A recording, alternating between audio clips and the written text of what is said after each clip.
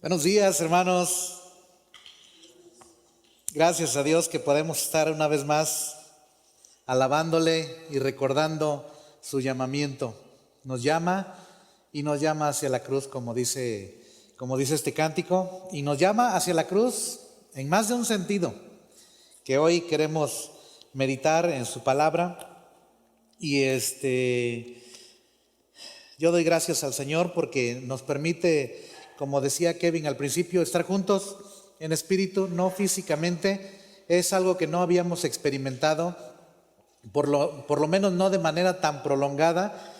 Ya llevamos varios meses y seguimos extrañando grandemente la compañía, el amor, el cariño, el compañerismo y tantas otras cosas que se dan cuando el pueblo de Dios se reúne físicamente. Pero no ha sido en vano, ha habido crecimiento, ha habido mucha más disponibilidad y mucha más disposición del corazón para escuchar la palabra del Señor, para honrarle, para bendecirle. Y aquí estamos una vez más, hermanos. Aquí estamos muy gozosos, muy contentos. Y bueno, pues el Señor ha atrapado nuestro corazón. Hermano Dan y yo hemos platicado pues cuando estábamos terminando el Sermón del Monte, que vamos a seguir. Y bueno, de una manera extraordinaria Dios atrapó nuestro corazón para seguir con el capítulo 8.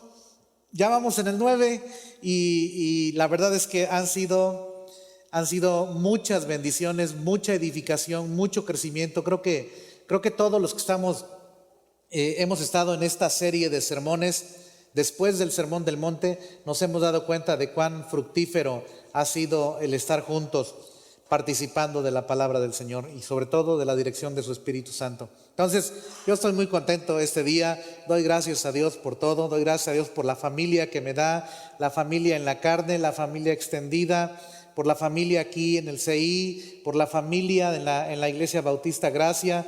Ustedes son nuestra familia. Ustedes son toda esa familia extendida que Dios nos ha dado.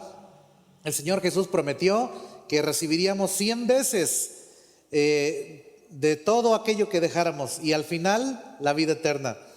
Y bueno, creo que yo he recibido más de 100 veces ya en muchas cosas. Sé que cada hogar, cada familia que nos conocen y nos aman, nos han abierto las puertas de su hogar con tanto amor y no saben cuánta gratitud sentimos en nuestro corazón por todo eso. Bueno, quería yo expresar mi gratitud al Señor. También doy gracias a Dios por todas las respuestas de nuestro Señor que ha habido en estos días. Hemos orado, hemos clamado a Él y esta mañana recibía yo un mensaje del hermano David Bazán, que gracias a Dios salió también de esta situación de COVID y le damos gracias al Señor por todas las maneras en cómo Dios se manifestó en su vida.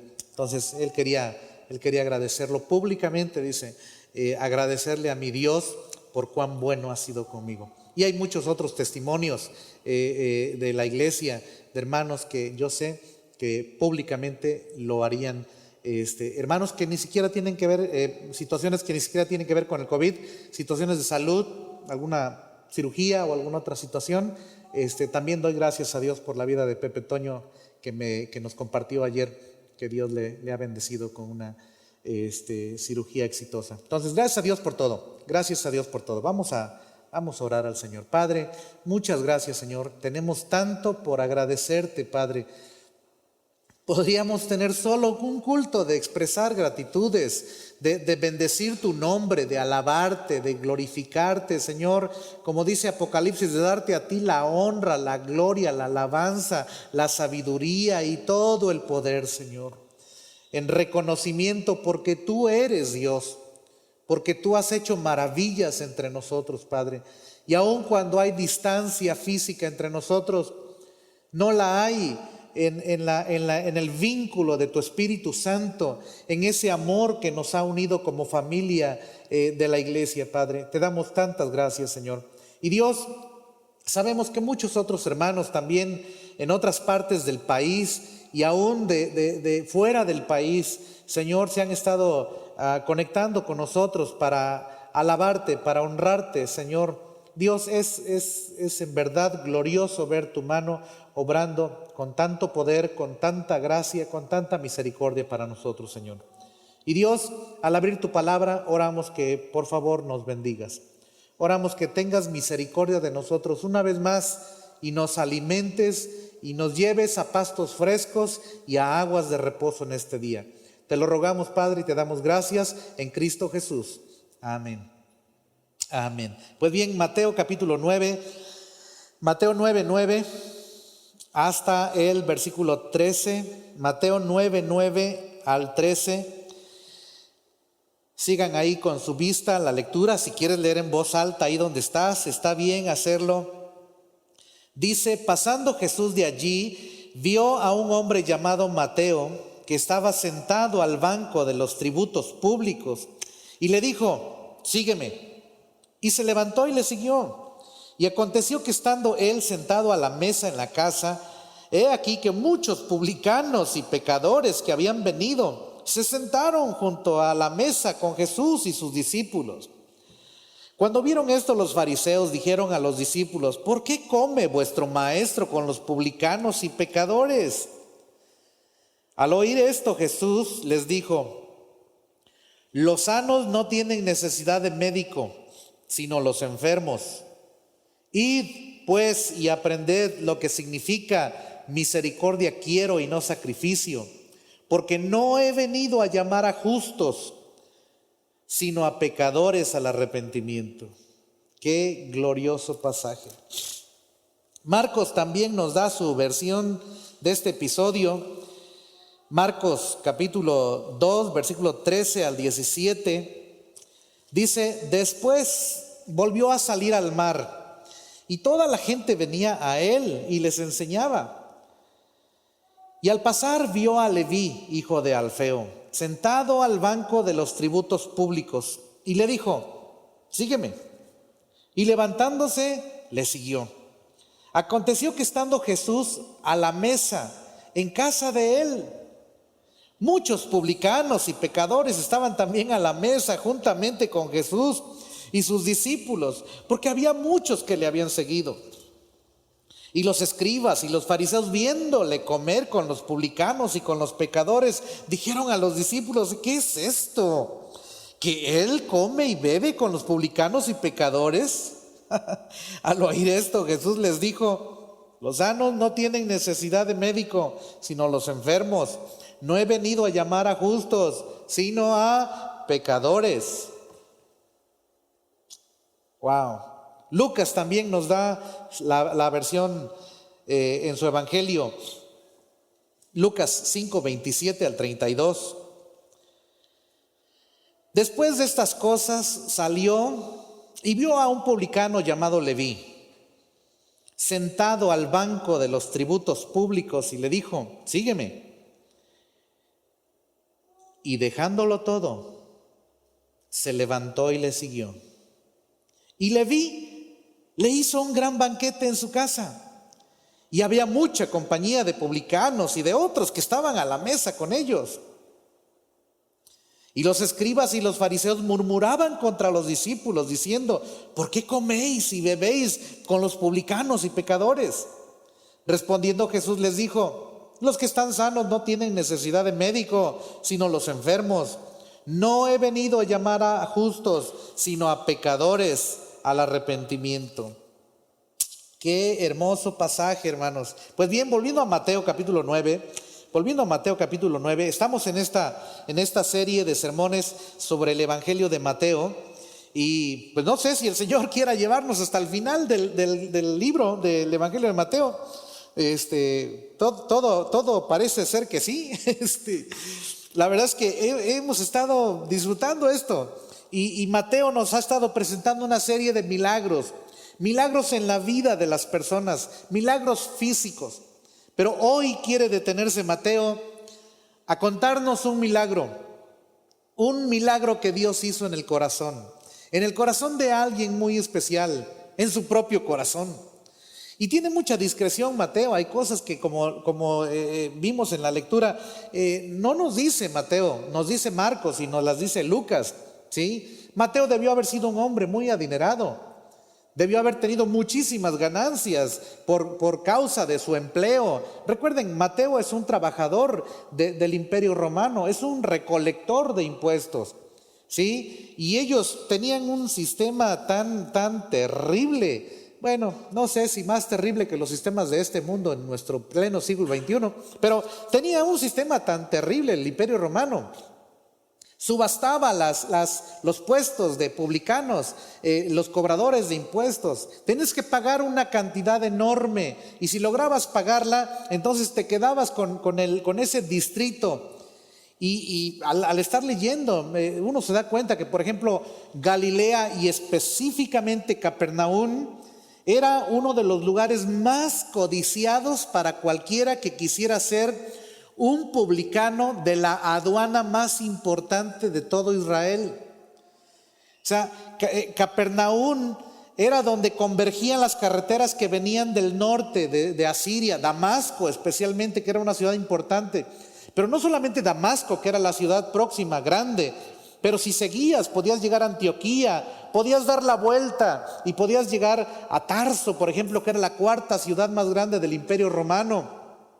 Y podías seguirte a las regiones de Galacia, donde estaba Listra, Derbe, Iconio, otra Antioquía. Y si te sigues más hacia el occidente, pues están las ciudades de Éfeso, Esmirna, Pérgamo, Tiatira, Sardes, Filadelfia y la Odisea. Hasta de memoria me la sé, creo.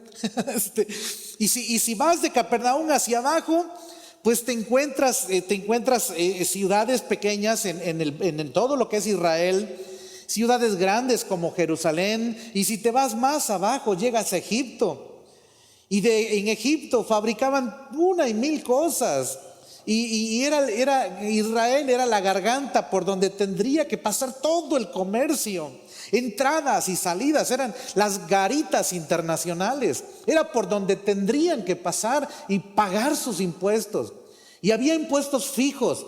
Había impuestos sobre la renta, había impuestos prediales, había impuestos de todo tipo. Aparte, estos impuestos de movimientos comerciales eran increíbles, porque era justo ahí donde los publicanos hacían su agosto, y hacían su agosto por 12 meses. Ellos podían cobrar lo que quisieran cobrar, ellos le ponían impuesto a tu mercancía el precio que ellos quisieran ponerle. Bueno, qué barbaridad. Escuchen un poquito, extracté un poquito del sistema de impuestos de los romanos. Y escuchen esto nada más, por favor. Dice, había 3 impuestos legales. Estaba el impuesto sobre la tierra, que obligaba al pago de 1/10 parte de los cereales y 1/5 de las frutas. Y vino al gobernador. O sea, había que darle vino al gobernador. Podrías dárselo en dinero o podrías dárselo en especie. Estaba el impuesto sobre la renta, que era del 1% de los ingresos, o sea, de tu trabajo, ¿sí? Bueno, hoy está el 35% aquí en México. Ok, bueno, hasta donde sé, no me crean, no soy contador ni me dedico a esto. Estaba el impuesto personal que tenía que pagar todo varón desde los 14 años hasta los 65 años. O sea, si eras un varón nacido en Judea, en Samaria, en Galilea o en Siria o en cualquier parte donde el Imperio Romano gobernara, solamente por existir, a partir de los 14 años hasta los 65 tenías que pagar un impuesto por existir, ¿sí? Los hombres de los 14 a los 65, las mujeres tenían que pagar impuestos desde los 12 años. O sea que eran más productivas que los hombres. 2 años. Esos eran impuestos estatutarios que no podían usar fácilmente los publicanos para hacerse ricos. Pero además de estos, había un montón de impuestos diversos. Estaba el impuesto del 2,5 al 12%. Es que tremendo. O sea, puedes cobrar 2,5 o puedes cobrar hasta un 12%, dice, sobre todas las mercancías que se importan o se exportan. Había que pagar impuestos para usar las carreteras principales, cruzar los puentes, o sea, caminos y puentes federales, esto no es nuevo, ¿verdad? Y entrar en los mercados, puestos o puertos. Había que pagar un impuesto por los animales de carga y por las ruedas y por los ejes de los carros. ¡Qué tremendo! Había impuestos por la compra y por la venta de mercancías. ¡Qué increíble, hermanos! Cuando yo estaba leyendo esto, no podía creerlo. Yo dije, pues esto es como una pequeña rendija por donde te permite ver que esto debió haber sido un empleo demasiado codiciable.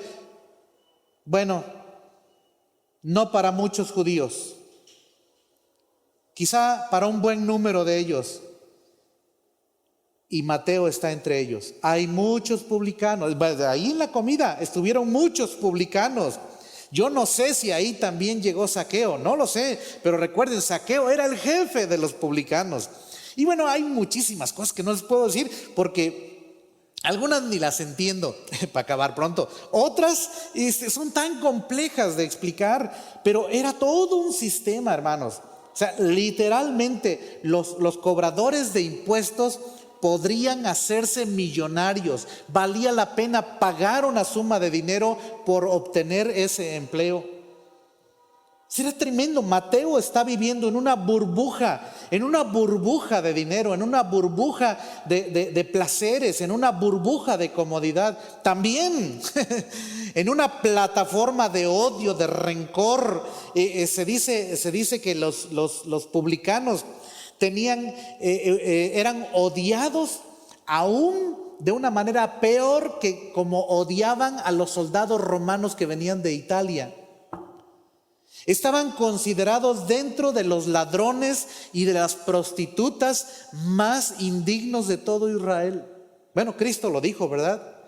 Le dijo a los escribas y a los fariseos: delante de ustedes van publicanos y pecadores y prostitutas, van entrando al reino de Dios y ustedes están quedando atrás. Entonces, más o menos así está el panorama de quién es este hombre. Este hombre no sería querido ni por su familia, hermanos, ni por su propia familia. Si su padre Alfeo hubiera tenido dignidad, y probablemente la tenía, Alfeo no habría querido decir que este hombre era su hijo. Bueno, todo parece indicar, y este es un dato interesante, todo parece indicar que hay otro de los apóstoles que es también hijo de Alfeo. Y lo que no está completamente definido es si había dos Alfeos, que cada uno de ellos tenía un hijo que fue apóstol del Señor. Jacobo era hijo de Alfeo, uno de los Jacobos era hijo de Alfeo, y Mateo es hijo de Alfeo. Entonces, lo que no se explica es si había dos Alfeos o si era un Alfeo y con dos hijos, pero parece que Jacobo fue llamado por otro lado y Mateo por otro lado, y como que el papá dijo: yo no quiero que me relacionen ni con los publicanos ni con Jesús. Wow. Capernaum entonces era el punto de unión de muchas carreteras, como lo dije hace un ratito, entre Siria y Damasco. La carretera de la costa pasaba por Capernaum, allí donde estaban los dominios de Herodes con fines comerciales. Sin duda, Mateo era uno de los empleados de la aduana que cobraba los impuestos de las mercancías, productos que entraban y salían por el territorio. Pues justamente es a este hombre a quien Jesucristo, o en quien Jesucristo pone su mirada. Ahora, Mateo probablemente, y lo más seguro, es que Mateo ya había estado escuchando mucho de Jesús. Es probable que Mateo habría estado mirando a Jesús haciendo milagros. Es probable que Mateo se hubiera acercado algunas veces a escuchar directamente a Jesús. Recuerden, Mateo está en el banco público de los tributos. Todo el mundo sabe dónde está Mateo, pero también Mateo conoce a todo el mundo. Entonces él podría preguntar: oye, ¿quién es este maestro? ¿Quién es este judío? ¿Quién es este rabino que se ha levantado? Y entonces Mateo debió haber sido influenciado suficiente como para llegar a un punto en el que Dios había preparado su corazón para un encuentro glorioso, para un encuentro preparado solamente por Dios. Ahora, hay algunas cosas que yo quiero compartir con ustedes en esta mañana, y son cosas muy prácticas. Son cosas muy prácticas, quizás son 5 o 6 cosas. La primera cosa que quiero compartir contigo es que el llamado de Jesucristo es un llamado en verdad glorioso, hermanos. ¿Por qué digo que es un llamado glorioso? Pues primero, porque no importa dónde estés o a qué te dedicas. No importa hasta dónde el pecado te haya llevado. No importa ni siquiera lo que el mundo diga de ti o aún lo que el mundo diga de Cristo Jesús. ¿Sabes qué? Eso sobrepasa los límites. Porque nosotros tenemos nuestros parámetros, ¿verdad? ¿Qué opina la sociedad? ¿Qué opina mi familia? ¿Qué opina mi esposa? ¿Qué opinan mis hijos? ¿Qué opina mi jefe? O sea, muchas veces dependemos de la opinión de los demás para tomar decisiones. ¿Sabes qué? Jesucristo le hizo un llamado glorioso a Mateo. Oye, Jesús, ¿sabes a quién estás llamando? Sí. Sí sé que estoy llamando a uno de los peores hombres de la sociedad entre los judíos de Galilea. Y a pesar de eso lo quieres llamar. Sí, a pesar de eso lo quiero llamar. Yo sé su vida, yo sé su trasfondo, yo sé cómo ha sido, yo sé toda su vida, sé toda su maldad, conozco los secretos más recónditos y aún así he decidido hacerle un llamado glorioso. Un llamado, como dicen los teólogos, irresistible. Mateo no se va a resistir a este llamado. Es un llamado que yo llamo un llamado glorioso. ¿Sí? Jesús le dice: Mateo, sígueme. Segundo, el llamado de Jesucristo no es un llamado a mejorar tu vida. ¿Sí? Esto debe quedar claro. O sea, Jesús no le está diciendo: Mateo, mira, como que te hacen falta algunos detalles en tu estilo de vida. Hay cosas que psicológicamente necesitarías mejorar. Hay algunas conductas que necesitarías pues hacer un poquito mejor. La reacción con tu familia en la casa, con tus subordinados. Mira, debes cambiar, debes tener una conducta distinta ante los demás. No, ¿sabes? Jesucristo no lo está llamando a mejorar su vida. En realidad es justo lo contrario. Jesucristo está llamando a Mateo a vivir una vida radicalmente distinta, radicalmente diferente. Es decir, Dios no te llama a darle unos brochazos de moralidad a tu vida. ¿Sabes? Dios tiene otra vida y quiere cambiar esa nueva vida por esa vieja vida que estás llevando. Eso es lo que le está proponiendo a Mateo. Mateo, no te propongo mejorar, te propongo una vida nueva, te propongo una vida diferente. ¿Qué significa esto, hermanos? Significa darle un giro de 180 grados a tu vida. Es que tu vida iba hacia el sur y ahora va hacia el norte, que tu vida iba hacia abajo y ahora va hacia arriba. Ese es un giro radical, hermanos. Significa dejar tu vida sin sentido y encontrar en Jesucristo el verdadero propósito por el cual Dios te ha creado. Entonces, no es una vida mejor, es otra vida a lo que Dios estaba llamando a Mateo.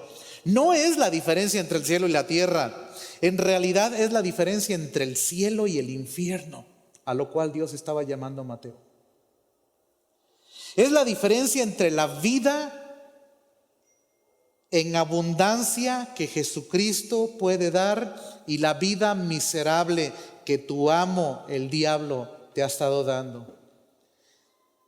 Te ha dado unas embarradas en los labios de fama, de poder, de dinero, de dominio, de lo que tú quieras, pero no te ha dado una nueva vida. La nueva vida solo Jesús la puede dar. Dijo el Señor Jesucristo: el ladrón no viene sino para hurtar, matar y destruir. Yo he venido para que tengas vida y para que la tengas en abundancia. Así es la vida que Jesucristo da. Es la decisión de seguir a Jesucristo por el resto de tus días. Pero alguien dice, algunos quizá digan: es que Dios me ama tal como soy. Diosito es amor, entonces Él nos ama tal como somos. Y eso es verdad en parte. Max Lucado escribió en su libro Como Jesús, así se llama su libro, Como Jesús, y me encantó ese libro. Hace muchos años lo leí y en letras chiquitas decía: Dios te ama tal como eres, pero no quiere que te quedes así. Te ama tanto que quiere que seas como Jesús. A ese grado de amor es el amor que Dios estaba mostrándole a Mateo ese día. Mateo, he decidido amarte. No hay ninguna razón en ti para que te ame, Mateo, pero he decidido amarte. Y he decidido amarte con el amor más real y más profundo que se le puede mostrar a un pecador como tú. Y he decidido cambiar tu vida. Y he decidido darte una vida nueva. Y he decidido darte vida en abundancia. Y he decidido que un día seas como mi Hijo amado, como mi Hijo Jesucristo. Es un llamamiento entonces a darle la espalda al mundo, hermanos. En contra de la filosofía, en contra del qué dirán, en contra de tus propios anhelos y aún en contra de las presiones de tu propia familia. Hace algunos años yo escuchaba a algunos que decían, es que Jesús debe ser el número uno en tu vida. ¿Y sabes qué? Creo que esa expresión tiene algún error, porque eso significaría que entonces, a reservas de que Jesús permanezca como el número uno, las demás cosas serán el 2, el 3, el 4 o el 5. Y entonces si en algún momento Jesús se quita de mi vida, el 2 pasa a ser el número 1. Y entonces dicen orden de prioridades. ¿Sabes qué? Jesucristo no quiere estar en tu orden de prioridades. Jesucristo quiere estar por encima de tu orden de prioridades. Él no quiere ser el número 1. Él quiere ser el único en tu vida. Él quiere ser el único que gobierne tu corazón. Entonces a Mateo le está haciendo un llamado glorioso. ¿Saben qué dijo el Señor Jesucristo? Les leo Mateo 10:34. Bueno, lo pueden buscar, ahí está muy cerquita. Mateo 10:34, el Señor Jesucristo dijo: no penséis que he venido para traer paz a la tierra. No he venido para traer paz, sino espada, porque he venido a poner en disensión al hombre contra su padre, a la hija contra su madre, a la nuera contra su suegra, y los enemigos del hombre serán los de su propia casa. Y escucha lo que sigue. Dice el versículo 37, el que ama a padre, madre más que a mí, no es digno de mí. El que ama a hijo o a hija más que a mí, no es digno de mí. Y el que no toma su cruz y sigue en pos de mí, no es digno de mí. O sea, esa es la clase de llamado que Dios está haciéndole a Mateo. Y esa es la clase de llamado que Jesucristo quiere que tú y yo entendamos, que nos está haciendo a ti y a mí. O sea, cuando Mateo nos está poniendo este episodio de su encuentro con Jesucristo, Mateo quiere que tú y yo entendamos todas las implicaciones de este llamamiento. Entonces es un llamado a cambiarle el valor estimativo a las cosas por un amor profundo por el Señor. ¿Sí? No significa necesariamente que te deshagas de las cosas. Lo que significa es que le cambies el valor estimativo. Y es que hay gente que dice, es que mi casa es todo lo que tengo, es que mi cuenta en el banco es todo lo que tengo, es que mi coche es todo lo que tengo. No es cierto. El diablo te ha engañado. Le has dado el valor estimativo a esas cosas, pero ¿sabes? Estamos pasando una situación aquí en dos estados al sureste, Tabasco y Chiapas. Y ¿sabes? Todo lo que han tenido, todo está bajo el agua. Todo está echado a perder. O sea, al final, ¿de qué sirvió que pensaras que eso era todo lo que tenías en la vida? Y alguien dice, no, es que mi papá, mi mamá, mis hijos, es todo lo que tengo en la vida. ¿Sabes? Tarde o temprano, ellos se van a ir o tú te vas a ir de aquí y ya no vas a estar. Y esas personas ya no van a hacer todo lo que tienes en la vida. ¿Sabes quién es el único que vale la pena tenerlo como el todo en tu corazón? Jesucristo. Y Mateo quiere que tú y yo entendamos esto. ¿Sabes qué dijo Pablo en Filipenses 3, versículo 7? En su propio contexto el apóstol Pablo dijo, pero cuantas cosas eran para mi ganancia, las he estimado. ¿Escuchaste? Las he estimado como pérdida por amor de Cristo. Y dice el 8, y ciertamente hoy mismo aún estimo todas las cosas como pérdida por la excelencia del conocimiento de Cristo Jesús, mi Señor, por amor del cual lo he perdido todo y lo tengo por basura para ganar a Cristo. ¿Sabes qué dice Lucas? Mateo lo dejó todo. ¿Sabes qué significa dejarlo todo? El doctor Hall nos enseñaba, hijos, ¿hay alguna cosa, alguna parte de la palabra todo que no entiendan? Y decíamos, pues no. Todo significa todo. Wow. Número 3. Mateo presenta con mucha humildad y discreción la historia de su llamamiento. Estaba yo pensando, ¿cómo habría yo presentado mi testimonio? Yo creo que me habría yo aventado 28 capítulos y en el último hubiera dicho, hermanos, y todavía me faltaron algunas cosas que compartir, No, Mateo presenta en 2 versículos su llamamiento. Eso es humildad y discreción. ¿Saben cuántas veces habla Mateo durante todo el ministerio de Cristo? Después de este momento que lo siguió, nunca. Pedro habló, Andrés habló, Felipe habló, Judas habló, Juan y su hermano Jacobo hablaron, Andrés habló, Natanael habló. Mateo nunca habló durante todo el ministerio del Señor Jesús. Bueno, nada más escribió un evangelio, pero no fue el evangelio de su vida, fue el evangelio de su amo, de su maestro, de su Señor. Qué glorioso. Por ejemplo, no dice que Leví era el nombre de su familia, por ejemplo. ¿Se acuerdan que Marcos y Lucas dicen que Jesús vio a un hombre llamado Leví? Es interesante eso, porque Leví hay 2 posibilidades. La primera es que Leví fuera su nombre, su segundo nombre, o quizás su primer nombre, ¿verdad? Leví Mateo. Y es que en esos momentos había mucha gente que tenía 2 nombres. Tenía un nombre judío y tenía un nombre griego, o un nombre hebreo y un nombre griego. ¿Qué significa eso? Bueno, en el círculo judío, a ellos les encantaría poder tener un nombre antiguo testamentario, como Leví, por ejemplo. A propósito, y esto es interesante. ¿Quién fue Leví en el Antiguo Testamento? Pues la primera cosa que salta a la vista es que Leví fue uno de los hijos de Jacob, pero la segunda cosa es que Leví es la tribu que el Señor escogió para consagrarlos para Él como sus primogénitos.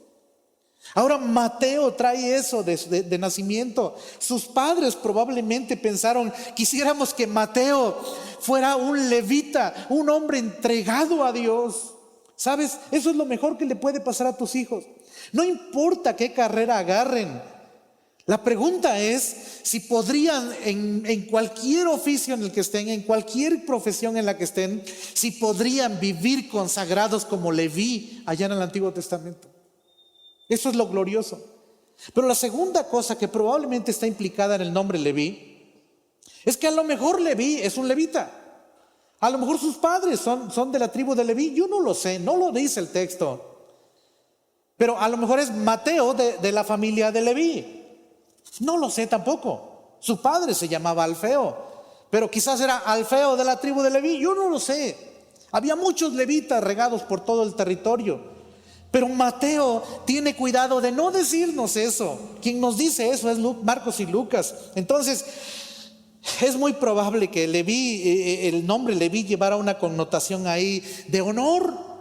Y Mateo simplemente no quiere que tú pienses que él está auto-honrándose al decirte su testimonio. Más bien, él quiere que tú veas la gloriosa honra del maestro llamando a un pecador, a un publicano como lo era él.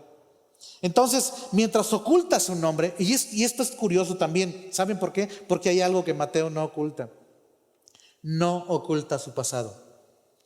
No oculta su estilo de vida. Mientras oculta el nombre de su familia, no oculta su pasado. Era un publicano, era un cobrador de impuestos. ¿Y sabes qué? Sus amigos eran publicanos y pecadores. Esa es la calaña con la que yo me crié. Esas son las personas con las que yo viví. Esos son mis antiguos amigos. Y no es que me sienta orgulloso de ellos. Es que quiero que sepas de dónde me sacó el Señor Jesucristo. Un día Isaías le dijo al pueblo, guiado por el Espíritu Santo de Dios, por supuesto, Le dijo: nunca se te olvide la piedra de donde fuiste cortado y el hueco de la cantera de donde fuiste arrancado. Nunca olvides de dónde te sacó el Señor. Mateo lo tiene muy presente. A él no se le olvida. No se le olvida que Jesucristo lo sacó del fango, que lo sacó del lodo, que lo sacó del chiquero lleno de cerdos, sucios y apestosos como los publicanos y pecadores. La pregunta es: ¿de dónde te ha sacado a ti? ¿O todavía estás ahí? Quizá esta mañana el Señor quiere decirte, como le dijo a Mateo: quiero que vengas, quiero que me sigas, quiero que vayas conmigo.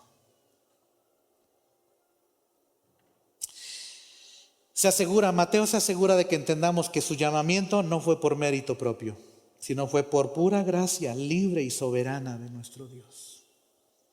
El Señor Jesucristo decidió salvar a uno de los pecadores menos probables humanamente hablando.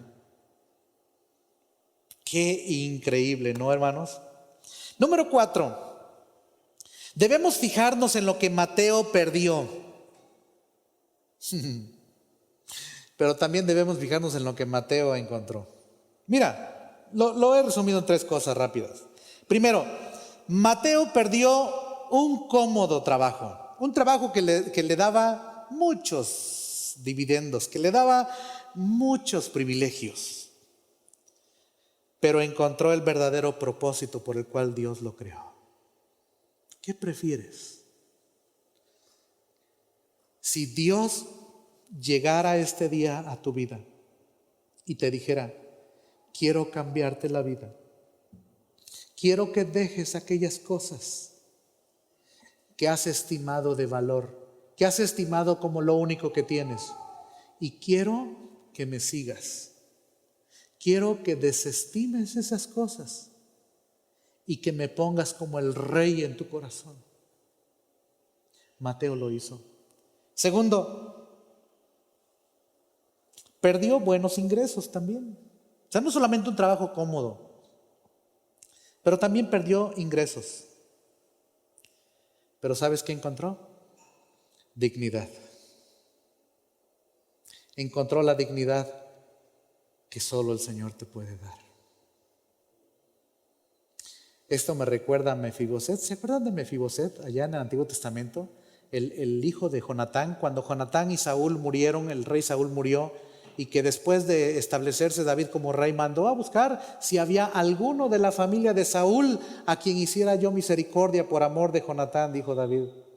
Y le dijeron: sí, hay uno, pero no te gustaría conocerlo. Es un pobre infeliz, es un mendigo del que no quieres tú saber nada, David. Es uno que es basura en la sociedad, está lisiado de los pies, no te sirve para nada, David. Dice: yo estoy preguntando si ha quedado uno de la casa de Saúl a quien haga yo misericordia por amor de Jonatán. Y le trajeron a Mefiboset. Cuando Mefiboset estaba frente a David, David le dijo: ¿eres tú, Mefiboset? Y Mefiboset dijo: yo soy tu siervo. Y David le dijo: no tengas miedo, Mefiboset.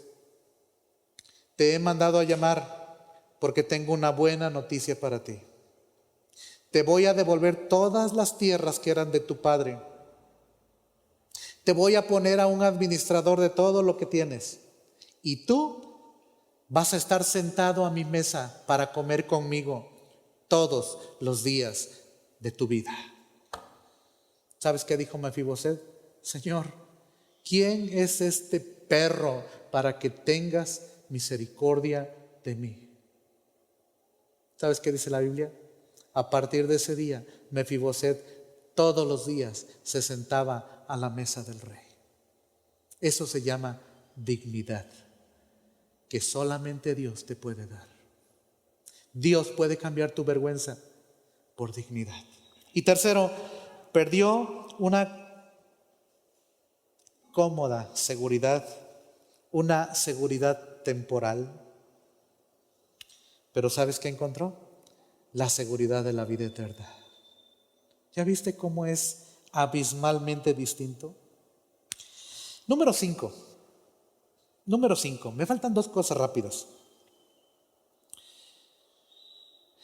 Yo encontré 3 evidencias que Mateo mostró de una verdadera conversión.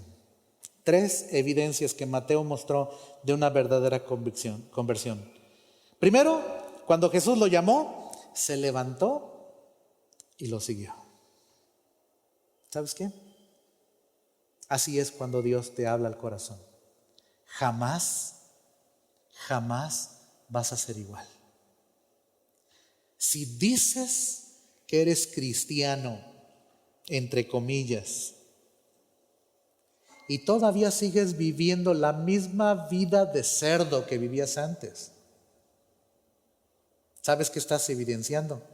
Que todavía no te has levantado, todavía no le has seguido, porque los que le siguen son transformados. Segundo, le hizo un banquete al maestro. Lucas se asegura de decirnos que Mateo le hizo un banquete a Jesús. Dices tú, ay hermano, yo le hubiera hecho un banquete al Señor si yo tuviera dinero. No, hombre, tortillitas a mano, unos huevitos y una salsita y unos frijolitos, está bien. ¿Sabes? El banquete no lo hace la comida, el banquete lo hacen las personas a las que honras, invitándolos a tu hogar para participar de ese tiempo de comunión. Mateo le hizo un banquete a su nuevo amo y Señor. Tercero, junto con esto, Mateo hizo un banquete evangelístico. ¿Ya vieron quiénes estaban? Jesús, sus discípulos, publicanos y muchos pecadores. ¡Wow! Me encanta esto. Yo no sé si Mateo le dijo a Jesús, Señor, tengo un chorro de amigos, pero nada más que vienen, pero algunos hasta apestando todavía la cruda que traen. Yo no sé. O quizá Mateo sintió tanta libertad que le dijo, Señor, prepárate porque tengo muchos amigos que van a venir a la mesa a comer. Yo no sé cuántas cosas pasaron ahí en el ínter. Pero Mateo tiene tanta libertad y tanto regocijo y tanto gozo y tanto anhelo de que otros conozcan quién es aquel que le ha hecho el llamado más glorioso que puede darse en este mundo. Y por último, Jesucristo le hizo a Mateo un llamamiento cuádruple. Cuádruple. O sea, 4 facetas. Primero, le hizo un llamado a la conversión. Un nuevo Mateo. Un Mateo que acaba de nacer. Segundo, le hizo un llamado al discipulado. Un nuevo alumno. Un nuevo matriculado en el grupo de los discípulos. Tercero, le hizo Jesús un llamado único también, en este sentido, un llamado a ser apóstol. Mateo, hay un nuevo proyecto. Este es un proyecto divino. Este proyecto no tiene que ver con el avance del Imperio Romano. Este proyecto tiene que ver con el avance del reino de Dios. Mateo, y tú eres uno de los indicados para poner los fundamentos para este nuevo reino. Ese solo es único para Mateo y los otros 11. Y por último, el Señor le hizo un llamado al sacrificio. Mateo, hay una nueva meta: ser como tu maestro, dar la vida por tu maestro. Jesús le dijo a la iglesia de Esmirna, le dijo, sé fiel hasta la muerte. Y no quiso decirle nada más, sé fiel hasta que te mueras. La expresión en griego significa, sé fiel, aunque por ser fiel te cueste la vida. Hermanos, Jesucristo lo vale todo. Él, ¿sabes qué? A manera de conclusión, Jesucristo sigue llamando a Mateos a venir a Él y a dejarlo todo. Y no sabes cuántas gracias le doy por haberme llamado a mí. Una de las cosas que bendijeron mi corazón y que levantaban mucho mi ánimo y mis complejos cuando era un adolescente, quizá te parezca tonto, pero encontrar mi nombre ahí era tan especial. Y ahora sé que era el nombre de mi tocayo, pero también sé que mi nombre está en un libro, está en el libro de la vida. Ahí está mi nombre. Cristo sigue llamando Mateos. Mateos Leví, Mateos Pedro, Mateos Tomás, Mateos Gloria, Mateos con otros nombres. Y sabes, vale la pena seguirlo y dejarlo todo. Jesucristo es el tesoro escondido. Él es la perla de gran precio. Y la pregunta es, ¿lo tomarás hoy? La pregunta real es si estás dispuesto a levantarte y a seguirlo. Quizá ya eres un hijo de Dios y en el camino te has quedado postrado y necesitas levantarte otra vez. Quizá eres un miembro nominal de iglesia y sigues pensando que todo lo demás tiene que circular a tu alrededor, en torno a ti, para que te sirvan. Y se te ha olvidado que el llamado del Maestro es un llamado a darle tu vida. Y hoy que regresemos a la nueva normalidad, la pregunta es, ¿qué clase de siervo vas a ser? ¿Vas a esperar que te sigan sirviendo o te vas a convertir en un siervo del Señor Jesús? Y si nunca has venido a Él, hoy es el día.